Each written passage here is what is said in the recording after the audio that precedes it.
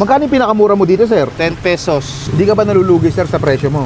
Hindi naman. Basta kumita ka lang ng konti, okay na yun. Nakakailang stick naman kayo, sir, ng mga ihaw-ihaw dito? Sa isang araw 400 pieces. Grabe. Kapag araw ng linggo, 500, 600. Ay, sa mga ano, sir, inasal at liempo, nakakailang kilo ka niyan? 15 kilos, 50 piraso. Yun. Total, sir, ilang kilo lahat na naka-display mo dito? 45. Anong kakaiba dito sa ihawan mo, sir? Ba't binabalik-balikan ng tao? Mura na, sulit pa. Kasi malalaki yung gayat niya eh. Saka yung sauce natin, yung suka. Yun ang binabalikan din nila. Ayun din nila matitikman sa iba. Sa akin yun lang matitikman to. Unlimited suka yan. Unlimited yan, sir. Hindi ka magagalit pag inubos yan. Hindi. Wag lang yung bibili na isa, kukunin na lahat. Sabi sa akin ng mga suki ko, masarap, sulit.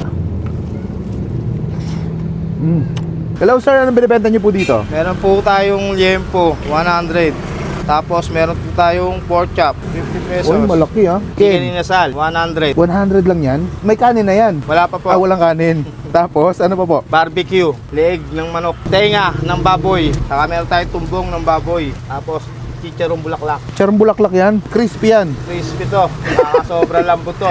Okay, tapos ano pa po? Kahit bungal, makakain. Yun, maganda. Chicken feet, saka ulo ng manok, isaw ng manok, saka atay ng baboy. Magkano yung pinakamura mo dito, sir? 10 pesos. Grabe, ang dami mong niluluto, sir ha. Ano yun, Tapos, order na po? Order na po to. Pipick upin na lang to. Sige, bossing, pa-order din ako ng ano, chicken inasal. Chicken inasal. Oh, para maiba naman. Magugustuhan niya, boss. Anong pangalan nitong ihawan mo, sir? Ihawan. Ihawan 2-3. Wala pa akong pinapangalan dito eh. Ayun ang pangalan natin ngayon, Ihawan 2-3. Anong oras kayo nag-open dito, sir? 3:30.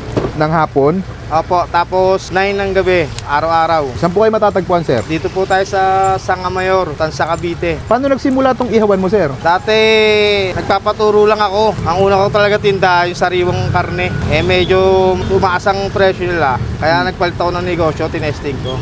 Sa una, hindi pa tayo makilala eh. Pero yung nagtiyaga ako, kahit matumal, tiyaga-tiyaga lang. Doon tayo nakakilala. Gano'n nakatagal tong ihawan mo, sir? Bali, pang 3 years na. Tagal na, ano? Nakakailang stick naman kayo, sir, ng mga ihaw-ihaw dito? Sa isang araw 400 pieces. Grabe. Kapag araw ng linggo, 500, 600. Sa mga ano pa lang yon, sa mga naka-stick pa lang. Naka-stick. Eh, sa mga ano, sir, sa mga inasal at liempo, nakakailang kilo ka niyan? 15 kilos. 15 kilos. 50 piraso. Yun. Total, sir, ilang kilo lahat na naka-display mo dito? Dito, mga nasa 45. 45 kilos. Ubus yan araw-araw. Oo. Anong kakaiba dito sa ihawan mo, sir? Ba't binabalik-balikan ng tao? Ito kasi, mura na, sulit pa. Kasi malalaki yung gayat niya eh. Saka yung sauce natin, yung suka. Yun ang binabalikan din nila. Ayun din nila matitikman sa iba. Sa akin yun lang matitikman to. Yun. Unlimited suka yan. Unlimited yan, sir. Bahala na kayo hanggat maubos yung kung anong kaya nyo maubos. Hindi ka magagalit pag inubos yan. Hindi. Wag lang yung bibili na isa, kukunin na lahat. Ayun lang. Pwedeng ano, unlimited, wag lang sasayangin. No? Oo, pwede. Dapat uubusin. Yung iba nga, umorder sa akin ng suka.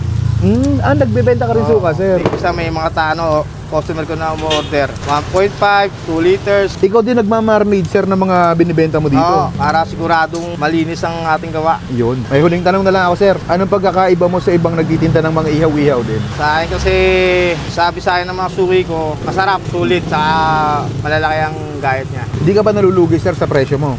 Hindi naman, basta kumita ka lang ng konti, okay na yun. Sige, bossing, hintay ko na lang maluto. Thank you. At ay mga kabangers, nandito tayo ngayon sa Ihawan 2-3 dito sa may Sanha Mayor. Titikman natin yung mga ihaw-ihaw nila dito. Sa halagang 10 piso lang, may ihaw-ihaw ka na. Pero ito kinuha natin, inasal, 100 pesos. Meron din sila ditong mga iba't ibang ihaw. Kumuha na rin ako ng tenga at saka ng bulaklak.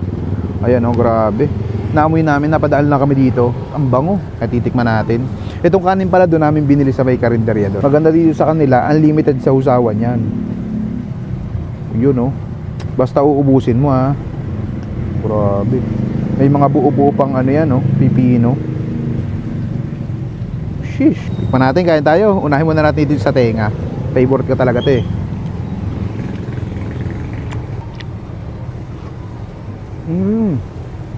Solid, sa usawan pa lang.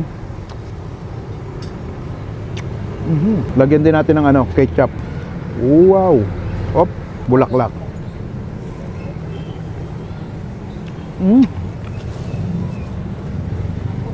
Ang sarap ng suka kasi manamis-namis. Tikman natin yung chicken inasal. Ang laki, no? Sa halaga 100 pesos, laki. Bigyan natin ng ketchup. Opya. Ang sarap ng pagkaka-marinade, ang lambot, tsaka pasok na pasok yung lasa. Ay, musok-usok to. Mainit. Kasama na rin yung leeg eh. Sa 100 pesos, pandalawang tao na yan.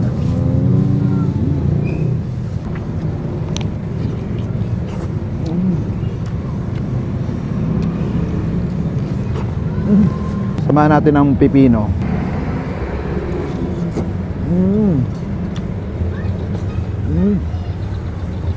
Ang haba ng leeg oh.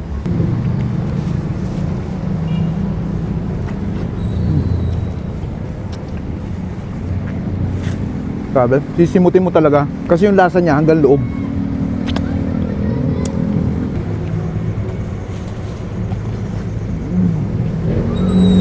Kaya pati buto.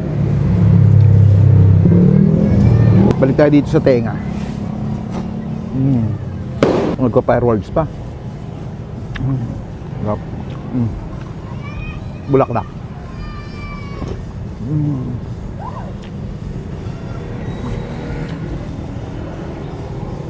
Sarap.